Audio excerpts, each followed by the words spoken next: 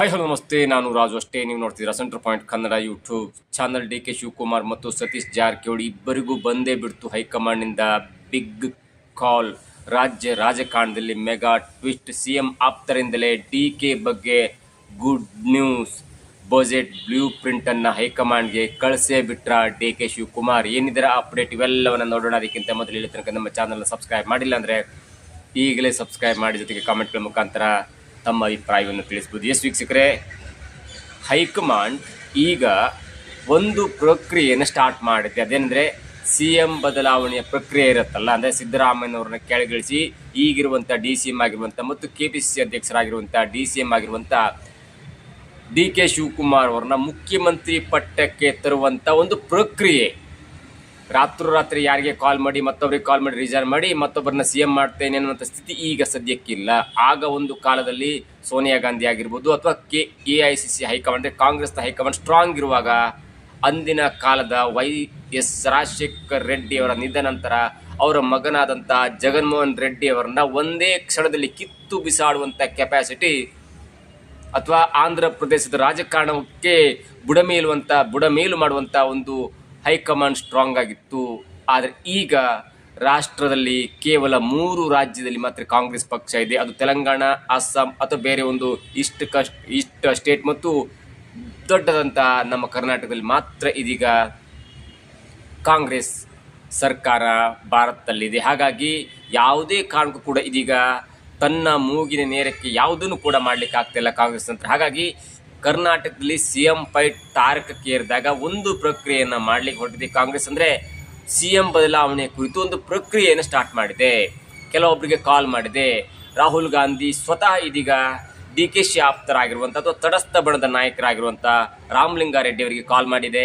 ಕೃಷ್ಣ ಬೈರೇಗೌಡರಿಗೆ ಕಾಲ್ ಮಾಡಿದೆ. KG George ಅವರಿಗೆ ಕಾಲ್ ಮಾಡಿ ಮುಖ್ಯಮಂತ್ರಿ ಬದಲಾವಣೆ ಆದರೆ ನೀವು ಯಾರ ಪರ ಇರ್ತೀರಿ, ನಿಮ್ಮ ತಟಸ್ಥ ಬಣ ಯಾರಿಗೆ ಹೆಲ್ಪ್ ಮಾಡುತ್ತೆ, ನೀವು ಮುಂದಿನ ದಿನಗಳಲ್ಲಿ ಕಾಂಗ್ರೆಸ್ ಪಕ್ಷದ ಬೆಳವಣಿಗೆ ಏನು ಸಹಕಾರ ಮಾಡ್ತೀರಿ, ಎಲ್ಲವನ್ನು ಕೂಡ ಖುದ್ದು ರಾಹುಲ್ ಗಾಂಧಿಯವರು ಇದೀಗ ಕರೆ ಮಾಡಿ ಎಲ್ಲ ವಸ್ತುಸ್ಥಿತಿಯನ್ನು ತಿಳ್ಕೊಳ್ಳುವಂಥ ಪ್ರಯತ್ನ ಮಾಡ್ತಿದ್ದಾರೆ. ಇದರ ಅರ್ಥ ಮುಂದಿನ ದಿನದಲ್ಲಿ ಡಿ.ಕೆ. ಶಿವಕುಮಾರ್ ಅವರನ್ನ CM ಮಾಡಿದಾಗ ನೀವೆಲ್ಲರೂ ಕೂಡ ಅವರಿಗೆ ಸಪೋರ್ಟ್ ಮಾಡಬೇಕು.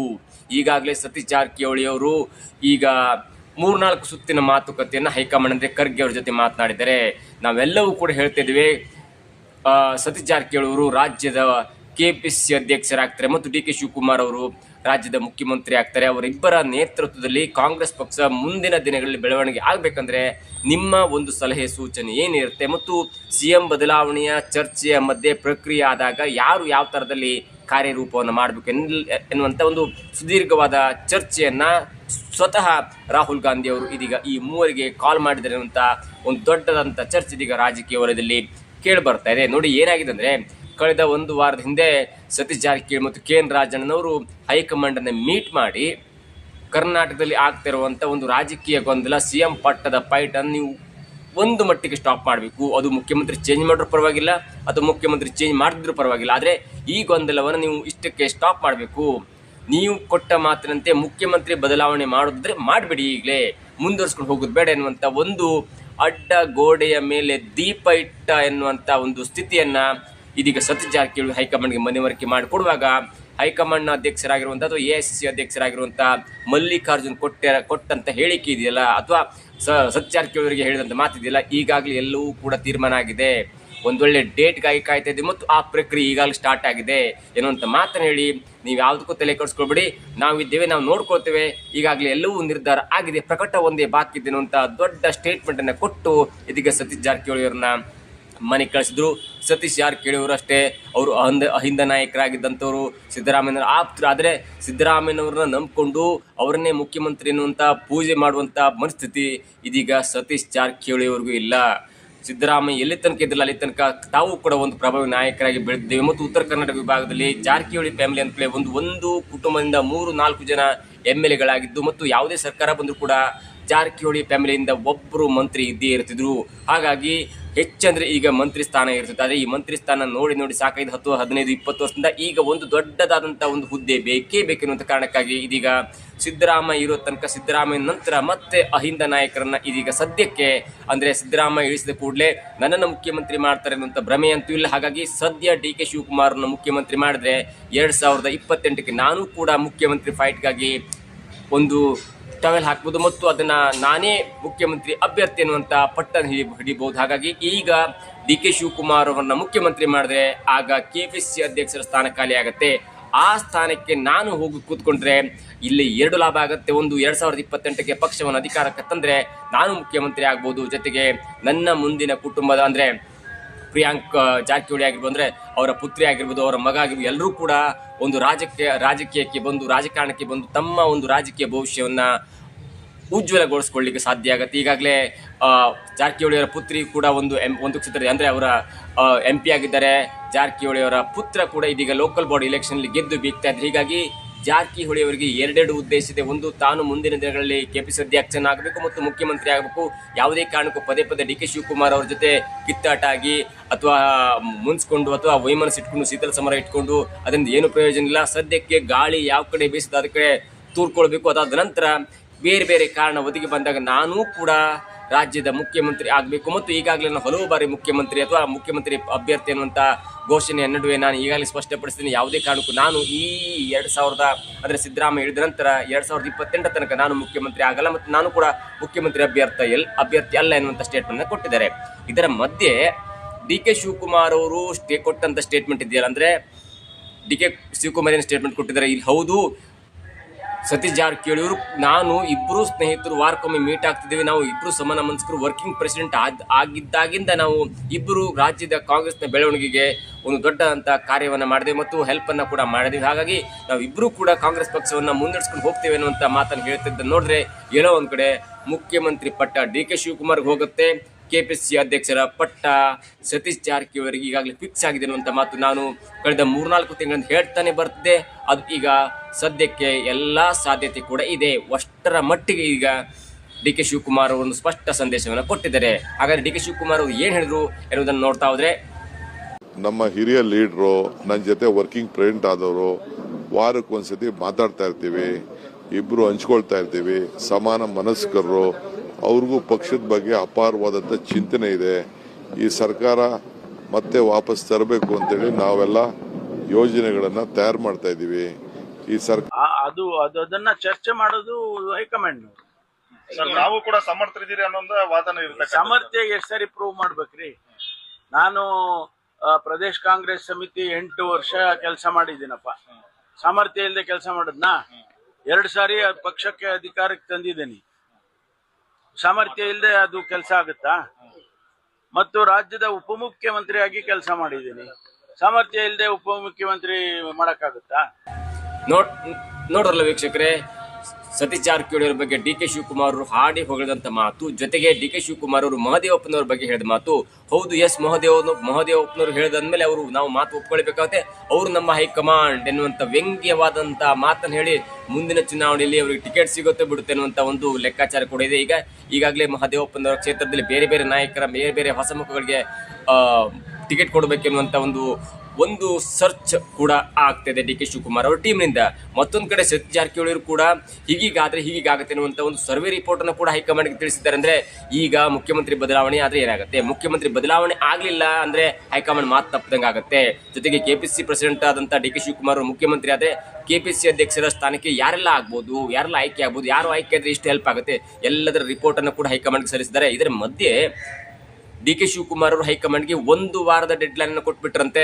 ಅದು ಈಗ ರಾಜಕೀಯ ವಲಯದಲ್ಲಿ ದೊಡ್ಡದಂತ ಚರ್ಚೆ ಆಗ್ತಿದೆ. ಅದೇನಂದ್ರೆ, ನೀವು 1 ವಾರದ ಒಳಗಾಗಿ ಎಲ್ಲವನ್ನು ನಿರ್ಧಾರ ಮಾಡಬೇಕು ಮತ್ತು ಘೋಷಣೆಯನ್ನು ಕೂಡ ಮಾಡಬೇಕು. ನಾನು ಈಗಾಗಲೇ ಈ ಮಾರ್ಚ್ 6ಕ್ಕೆ ಬಜೆಟ್ ಆಗುತ್ತಲ್ಲ, ಅದರ ಒಂದು ಬ್ಲೂ ಪ್ರಿಂಟ್ ಅನ್ನ ನಮ್ಮ ಆಪ್ತರು ನಮ್ಮ ಅಧಿಕಾರಿಗಳಿಂದ ರೆಡಿ ಮಾಡಿಸ್ಕೊಂಡು ಇಟ್ಬಿಟ್ಟಿದ್ದೇನೆ. ಒಂದು ವೇಳೆ ಮಾರ್ಚ್ 6ರ ಒಳಗೆ ನನಗೆ ಮುಖ್ಯಮಂತ್ರಿ ಆಗುವಂಥ ಅವಕಾಶ ಕೊಟ್ಬಿಟ್ರೆ ನಾನು ಕೂಡ ಬಜೆಟ್ ಮಂಡನೆ ಮಾಡಲಿಕ್ಕೆ ದೊಡ್ಡದಂಥ ಪ್ಲಾನ್ ಹಾಕೊಂಡಿದ್ದೇನೆ. ಸಿದ್ದರಾಮಯ್ಯವರು ಪ್ಲಾನ್ ಮಾಡ್ಕೊಂಡಿದ್ರು. ಅವರು ಆರ್ಥಿಕ ಇಲಾಖೆ ಅಧಿಕಾರಿಗಳ ಜೊತೆ ಮತ್ತು ಬೇರೆ ಬೇರೆ ಇಲಾಖೆ ಅಧಿಕಾರಿಗಳ ಜೊತೆ ಮಾತನಾಡಿಕೊಂಡು ಒಂದು ಬಜೆಟ್ನ ಬ್ಲೂ ಪ್ರಿಂಟ್ ರೆಡಿ ಮಾಡಿದಾದ್ರೆ ನಾನು ಕೂಡ ಅದಕ್ಕೆ ಪರ್ಯಾಯವಾಗಿ ಒಂದು ಬ್ಲೂ ಪ್ರಿಂಟ್ ರೆಡಿ ಮಾಡ್ಕೊಂಡಿದ್ದೇನೆ. ಅದರ ಬ್ಲೂ ಪ್ರಿಂಟ್ ಅನ್ನು ಕೂಡ ಹೈಕಮಾಂಡ್ಗೆ ಕಳಿಸಿದ್ದಾರೆ ಎನ್ನುವಂಥ ಒಂದು ಮಾಹಿತಿ ಇದೀಗ ದೊಡ್ಡದಾಗಿ ಚರ್ಚೆ ಆಗ್ತಾ ಇದೆ. ಹಾಗಾಗಿ ಈ ಎಲ್ಲದರ ನಡುವೆ ಈಗ ಡಿ ಕೆ ಶಿವಕುಮಾರ್ ಅವರಿಗೆ ಮತ್ತು ಸತೀಶ್ ಜಾರಕಿಹೊಳಿ ಅವರಿಗೆ ಒಂದು ಕಾಲ್ ಬಂದಿದೆ. ಆ ಕಾಲ್ ಮಾಡಿದವರು ಯಾರೂ ಅಲ್ಲ, ಖುದ್ದು PICCಯ ಪ್ರಧಾನ ಕಾರ್ಯದರ್ಶಿ ಆಗಿರುವಂಥ ಸುರ್ಜೇವಾಲಾ ಅವರು, ಅಂದರೆ ರಣದೀಪ್ ಸುರ್ಜೇವಾಲಾ ಅವರು, ಸತೀಶ್ ಜಾರಕಿಹೊಳಿ ಅವರು CM ಜೊತೆ ಉತ್ತರ ಕನ್ನಡದ ಅಂಕೋಲ ತಾಲೂಕಿನ ಮಂಜುಗುಣಿಯಲ್ಲಿ ಒಂದು ನಿರ್ಮಾಣವಂತ ಸೇತುವೆ, ಅಂದರೆ ಅಂಕೋಲದಿಂದ ಕುಮಟಾ ತಾಲೂಕಿಗೆ ಕನೆಕ್ಟ್ ಆಗುವಂಥ ಒಂದು ಸೇತುವೆ ಇದೆ. ಆ ಸೇತುವೆ ಉದ್ಘಾಟನೆಗೆ ಹೋದಾಗ ಅವ್ರ ಜೊತೆ ಹೋದಂಥ ಸತೀಶ್ ಜಾರಕಿಹೊಳಿ ಅವರು ಆ ಕಾರ್ಯಕ್ರಮ ಮುಗಿದ ನಂತರ ಹೊನ್ನಾವರದ ಕರ್ಕೆ ಸಮೀಪ ಅಥವಾ ಉತ್ತರ ಕನ್ನಡದ ಬೇರೆ ಬೇರೆ ಇಲಾಖೆಯ ಜೊತೆ ಒಂದು ಸರ್ವೆಯನ್ನು ಮಾಡುವಾಗ ಅಥವಾ ಅವರ ಉತ್ತರ ಕನ್ನಡ ಜಿಲ್ಲೆಗೆ ಪ್ರವಾಸದಲ್ಲಿರುವಾಗ ಸಡನ್ ಆಗಿ ಕಾಲ್ ಬಂದಾಗ ಅವರು ಹಿಂದಿಲಿ ಮಾತನಾಡ್ತಾ ಹೇಳ್ತಿದ್ರು, ಹೌದು ನಾನು ಬರ್ತೇನೆ, ನಾನು ಅವ್ರನ್ನ ಕರ್ಕೊಂಡು ಬರ್ತೇನೆ ಅನ್ನುವಂಥ ಮಾತು ಕೂಡ ಹೇಳಿದ್ರು. ಮತ್ತು ನಾನು ಪ್ರವಾಸದಲ್ಲಿದ್ದೇನೆ, ಆದಷ್ಟು ಬೇಗ ನಿಮ್ಮನ್ನು ಮೀಟ್ ಮಾಡ್ತೇನೆ, ನೀವು ಡೇಟ್ ಫಿಕ್ಸ್ ಮಾಡಿ ಅನ್ನುವಂಥ ಮಾತನ್ನು ಹೇಳಿದಾಗ ಅವ್ರ ಜೊತೆ ಮತ್ತೊಬ್ಬರು ಹೋಗ್ತಾರೆ. ಅದು ಕೂಡ ವೈರಲ್ ಆಗಿತ್ತು. ಅದ್ಯಾರಂದ್ರೆ ಸತೀಶ್ ಜಾರಕಿಹೊಳಿ ಮತ್ತು ಡಿ ಕೆ ಶಿವಕುಮಾರ್ ಅವರಿಗೆ ಏಕಕಾಲದಲ್ಲಿ ಸತೀಶ್ ಜಾರಕಿಹೊಳಿ ಮತ್ತು ಡಿ ಕೆ ಶಿವಕುಮಾರ್ ಅವರಿಗೆ ಹೈಕಮಾಂಡ್ ಕಾಲ್ ಬಂತು. ಹಾಗಾಗಿ ನಾಳೆ ಇದೀಗ 26ರಂದು ಇಬ್ಬರು ಕೂಡ ಹೋಗ್ತಾರೆ. ಆ ಇಬ್ಬರು ಕೂಡ ಹೋಗಿ ನಿಮ್ಮ ಮುಂದಿನ ಯೋಜನೆ ಏನು, ನೀವು ನಿಮ್ಮನ್ನ ಒಬ್ಬರನ್ನ ಕೆಪಿಸಿಸಿ ಪ್ರೆಸಿಡೆಂಟ್ ಮಾಡ್ತೀವಿ, ಒಬ್ಬರ CM ಮಾಡ್ತೀವಿ, ಆಗ ನೀವು ಸಮನ್ವಯತೆಯಿಂದ ಕೆಲಸ ಮಾಡ್ತಾರೆ ಇಲ್ವಾ? ಒಂದು ವೇಳೆ ನೀವು ಸಮನ್ವಯತೆಯಿಂದ ಕೆಲಸ ಮಾಡಿಲ್ಲ ಅಂದರೆ ನಾವು ಬದಲಾವಣೆ ಮಾಡಿ ವೇಸ್ಟ್ ಆಗುತ್ತೆ. ಹಾಗಾಗಿ ನಾವು ಸಿದ್ದರಾಮಯ್ಯ ಮುಂದುವರ್ಸ್ಕೊಂಡು ಹೋಗ್ತೇವೆ. ಒಂದು ವೇಳೆ ನಿಮ್ಮಲ್ಲಿ ಸಮನ್ವಯತೆ ಇದ್ದರೆ, ನೀವು ರಾಜ್ಯದ ಬೆಳವಣಿಗೆ ಮತ್ತು ರಾಜ್ಯದ ಕಾಂಗ್ರೆಸ್ನ ಬೆಳವಣಿಗೆ ಮಾಡುವಾಗಿದ್ದರೆ ಮತ್ತು ಇಷ್ಟಿಷ್ಟು ಸೀಟು ಪಾರ್ಲಿಮೆಂಟರಿ 2028ರಲ್ಲಿ ಮಿನಿಮಮ್ ಎಷ್ಟು ಸೀಟ್ ಬರಬೇಕು, ಅಧಿಕಾರ ಬರಬೇಕು ಮತ್ತು ಪಾರ್ಲಿಮೆಂಟಲ್ಲೂ ಕೂಡ 20 ಸೀಟನ್ನು ಕೊಡುವಂಥ ವಾಗ್ದಾನ ಮಾಡಿದರೆ ನಾನು ನಿಮ್ಮನ್ನು ಒಬ್ಬರನ್ನ KPCC ಅಧ್ಯಕ್ಷರನ್ನು ಮಾಡ್ತೇನೆ, DKನ CM ಮಾಡ್ತೇನೆ ಅನ್ನುವಂಥ ಒಂದು ಮಾತನ್ನು ಹೇಳುವ ಸಲುವಾಗಿ ಮತ್ತು ಕಂಡೀಷನ್ ಅಪ್ಲೈ ಮಾಡುವಂಥ ಸಲುವಾಗಿ ಇದೀಗ ಇಬ್ಬರನ್ನು ಕೂಡ, ಅಂದರೆ ಡಿ ಕೆ ಶಿವಕುಮಾರ್ ಮತ್ತು ಸತೀಶ್ ಜಾರಕಿಹೊಳಿ ಅವರನ್ನ ಹೈಕಮಾಂಡ್ ಬುಲಾವ್ ಮಾಡಿದೆ. ಮತ್ತು ನಾಳೆ ಎಲ್ಲವೂ ಕೂಡ ಸುದೀರ್ಘ ಚರ್ಚೆ ಆಗುತ್ತೆ. ನಾಳೆ ಅದಾದ ನಂತರ ಮೇ ಬಿ ಈಗಲೇ ಅನೌನ್ಸ್ ಆಗಲಿಕ್ಕಿಲ್ಲ, ಮಾರ್ಚ್ 6 ನಂತರ ಬಜೆಟ್ ಘೋಷಣೆಯಾಗಿ ಅದಾದ ನಂತರ ಬಜೆಟ್ಗೆ ಅನುಮೋದನೆ ಸಿಕ್ಕ ಮಾರನೇ ದಿನವೇ ಹೈಕಮಾಂಡ್ನಿಂದ ದೊಡ್ಡ ಘೋಷಣೆ ಆಗಬಹುದು ಎನ್ನುವಂಥ ಲೆಕ್ಕಾಚಾರ ಈಗ ದೊಡ್ಡದಾಗ್ತದೆ. ಇದರ ಮಧ್ಯೆ ಮಾಜಿ KPCC ಅಧ್ಯಕ್ಷರಾಗಿರುವಂಥ ಅಥವಾ ಈಗಿನ ಗೃಹ ಸಚಿವರಾಗಿರುವಂಥ ಡಾಕ್ಟರ್ G. ಪರಮೇಶ್ವರ್ ಅವರು ಕೂಡ ಈ ಎಲ್ಲ ಊಹಾಪೋಹಗಳು ಕಪೋಲ ಕಲ್ಪಿತ, ನಾನು CM ಆಗ್ತೇನೆ ಅಂತ ಹೇಳಿಕೆ ಕೊಟ್ಟ ತಕ್ಷಣ CM ಆಗಲಿಕ್ಕಾಗಲ್ಲ, ಎಲ್ಲವೂ ಕೂಡ ಹೈಕಮಾಂಡ್ ಅಳಿದು ತೂಗಿ ಅದನ್ನು ಮಾಡುತ್ತೆ. ಹಾಗಾಗಿ ಅವರವರ ಮನಸ್ಸಿಗೆ ಬಂದಂಗೆ ಅವ್ರು ಹೇಳ್ತಾರೆ ಹೊರತು ಎಲ್ಲವೂ ಕೂಡ CLP ಮೀಟಿಂಗ್ನಲ್ಲಿ ಆಗಬೇಕಾಗತ್ತೆ, ಯಾವುದು ಕೂಡ ನೇರ ಆಗಲ್ಲ ಎನ್ನುವಂಥ ಮಾತನ್ನು ಹೇಳಿ ಈ CM ಫೈಟ್ನ ಒಂದು ದೊಡ್ಡ ಚರ್ಚೆಗೆ ಕೆಲವೊಂದು ಕಡೆ ಅಡ್ಡಗಾಲ ಹಾಕದಂತ ಹೇಳ್ಬೋದು. ಇಲ್ಲೇ ತನಕ ಡಿ ಕೆ ಶಿವಕುಮಾರ್ ಅವರ ಪರವಾಗಿ ಮಾತನಾಡ್ತಿದ್ದಂಥ ಪರಮೇಶ್ವರ್ ಅವರು ಈಗ ಎಲ್ಲೋ ಒಂದು ಕಡೆ ಇಲ್ಲ KPCC ಅಧ್ಯಕ್ಷರ ಸ್ಥಾನ ಜಾರಕಿಹೊಳಿ ಹೋಗುತ್ತೆ, ಅದಾದ ನಂತರ ಜಾರಕಿಹೊಳಿಯವರು ಕೂಡ ಮುಂದಿನ ಇಲೆಕ್ಷನಲ್ಲಿ ಮುಖ್ಯಮಂತ್ರಿ ಅಭ್ಯರ್ಥಿ ಆಗ್ತಾರೆ ಅನ್ನುವಂಥ ಒಂದು ಮೆಸೇಜ್ ಹೋಗುತ್ತೆ ಅನ್ನೋಂಥ ಕಾರಣಕ್ಕೆ ಎಲ್ಲೋ ಒಂದು ಕಡೆ ಬೇಸರ ಆಗಿರ್ಬೋದು. ಅವರು 2ನೇ ಬಾರಿ KPCC ಅಧ್ಯಕ್ಷ ಸ್ಥಾನವನ್ನು ಬಯಸ್ತಾ ಇದ್ರು. ಆ ಮೂಲಕ 2028ಕ್ಕಾದರೂ ಕೂಡ ನನಗೆ ಮುಖ್ಯಮಂತ್ರಿ ಸ್ಥಾನ ಸಿಗುತ್ತೆ ಅನ್ನುವಂಥ ಲೆಕ್ಕಾಚಾರದಲ್ಲಿದ್ದರು. ಅದು ಕೂಡ ಅವರಿಗೆ ಸ್ವಲ್ಪ ಮಟ್ಟಿಗೆ ಬೇಸರ ಆಗಿತ್ತು. ಹಾಗಾಗಿ ಈಗ ಈ ಚಿದ್ದು ಬಣ್ಣದ ಜೊತೆ ಪರಮೇಶ್ವರ್ ಅವರು ಕೂಡ ಗುರುತಿಸ್ಕೊಂಡ್ರ ಎನ್ನುವಂಥ ಲೆಕ್ಕಾಚಾರ ಸದ್ಯಕ್ಕೆ ದೊಡ್ಡದಾಗಿ ಚರ್ಚೆ ಆಗ್ತಾ ಇದೆ. ಹಾಗಾದರೆ ಪರಮೇಶ್ವರ್ ಅವರು ಏನು ಹೇಳಿದ್ರು ಎನ್ನುವುದನ್ನು ನೋಡ್ತಿರಲ್ಲ ವೀಕ್ಷಕರೇ. ಈಗ ಆಗ್ತಾ ಇರುವಂಥ ಬೆಳವಣಿಗೆ ಪ್ರಕಾರ DK ಮತ್ತು ಜಾರಕಿಹೊಳಿ ಇಬ್ಬರಿಗೂ ಕೂಡ ಹೈಕಮಾಂಡ್ ಬುಲಾವನ್ನು ಕೊಟ್ಟಿದೆ. ಇದು ರಾಜ್ಯ ರಾಜಕಾರಣದ ದೊಡ್ಡ ಸುದ್ದಿ ಅಂತ ಹೇಳ್ಬೋದು. CM ಆಪ್ತರಿಂದಲೇ DKಯ ಬಗ್ಗೆ ದೊಡ್ಡದಾದಂಥ ನ್ಯೂಸ್ ಆಗಿದೆ. ಅಂದರೆ ಸತೀಶ್ ಜಾರಕಿಹೊಳಿ ಇಲ್ಲೇ ತನಕ CM ಆಪ್ತರಾಗಿದ್ದರು, ಆದರೆ ಇದೀಗ DK ಬಗ್ಗೆ ಒಲವನ್ನು ತೋರಿಸಿ ಅವರು ಮುಖ್ಯಮಂತ್ರಿ ಆದರೆ ಮಾತ್ರ ನನಗೆ KPCC ಅಧ್ಯಕ್ಷ ಸ್ಥಾನ ಸಿಗುತ್ತೆ ಅನ್ನುವಂಥ ಸಲುವಾಗಿ ಇದೀಗ DKಯ ಬಗ್ಗೆ ಒಳ್ಳೆಯ ಮಾತನ್ನು ಹೇಳ್ತಾ ಇದ್ದಾರೆ. ಮತ್ತು ಇದೀಗ ಕೆಲವೇ ದಿನಗಳಲ್ಲಿ DK ಶಿವಕುಮಾರ್ ಮುಖ್ಯಮಂತ್ರಿಯಾಗಿ KPCC ಅಧ್ಯಕ್ಷರಾಗಿ ಸತೀಶ್ ಜಾರಕಿಹೊಳಿ ಅವರ ಘೋಷಣೆ ಆಗುತ್ತೆ ಅನ್ನುವಂಥ ಲೆಕ್ಕಾಚಾರ ಸದ್ಯಕ್ಕೆ ದೊಡ್ಡ ಚರ್ಚೆ ಆಗ್ತಿದೆ. ಇದಾಗಿತ್ತು ಇವತ್ತಿನ ವಿಶೇಷ. ನೋಡ್ತಾರೆ centre point Kannada YouTube channel.